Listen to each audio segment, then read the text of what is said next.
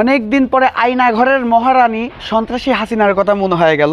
5 আগস্টের আগে হাসিনা জো বাইডেনের হাতে পায়ে ধরে টিউলিপ ট্রে জো বাইডেনের খাটে দেওয়ার পরে একটা ছবি তুলছিল। ছবি তুললা বাংলাদেশের মানুষের আদা পড়া খায় বোঝানোর চেষ্টা করছিল যে পুরো আমেরিকা জো বাইডেন দিয়া দিব বিনা স্বার্থে বাংলাদেশের কাছে।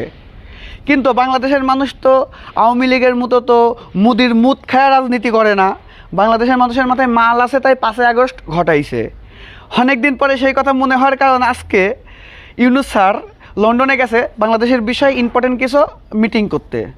সেইখানে হিউলিপ না টিউলিপ নামে একজন যে মুজিবের কে জানি লাগে আর কি, সে নাকি ইউনূসের হাতে পায়ে ধরে 2 মিনিট ছায়া লইছে।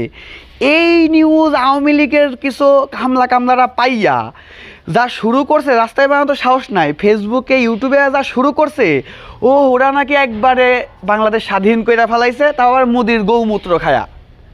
আরে বাবা রে, পাগলের সুখ মনে মনে টাকা থেওয়া কাগজ গুনে।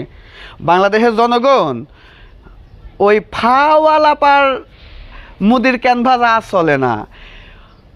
সন্ত্রাসী হাসিনা যদি লেডি কিং মাফিয়া হইতে পারে, এইটা মাথায় রাখতে হবে।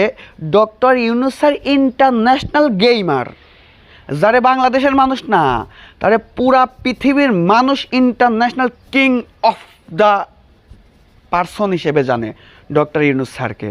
আর সেখানে কোথাকার কোন হিউলিপ না টিউলিপ একটা সেলফির লাইগা সন্ত্রাস লীগের কিছু কামদারা কি যে কি শুরু করছে রে ভাই, তোকে নিয়ে কথা কইতেই ভালো লাগে না।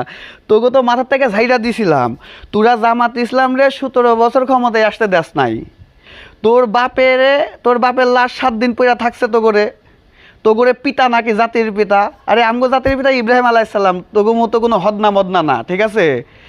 তোগো জাতির পিতা মরার পরে লাশ 7 দিন 8 দিন পইরা থাকতে রাস্তায় লাত্তে উষ্টা খাইছে। আর তোগো মা হাসিনা ও পলাইছে।